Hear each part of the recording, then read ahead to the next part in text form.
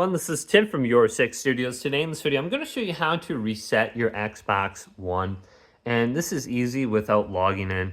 So if I go on down to my Xbox right here, what I want to do is put this into the troubleshooting mode. And that's the mode you saw on the screen.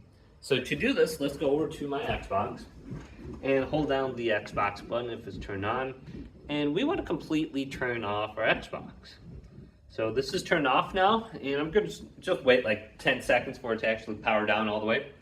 Then go to the sync button and the power button right here, and the eject button. So I'm going to hold down these three buttons, so the sync, eject, and then the power button.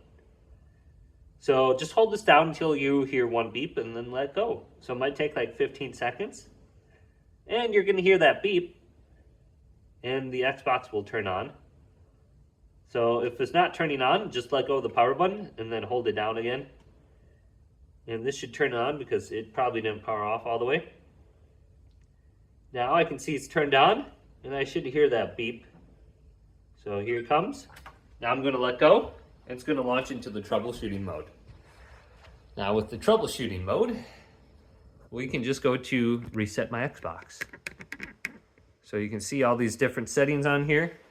Going down to reset this Xbox, and I'm not going to do that because I don't want to do that. But it says restore the defaults, so I can just select this. And we do have the option to keep my games and apps or remove everything. So go ahead and just decide which one, if you want to keep your games and apps or remove everything, depending on if you're trying to resell it or something like that. But hopefully this video did indeed help you out. If it did, leave it a big thumbs up. And subscribe to my channel down below for more technical videos coming up next on Your Six Studios.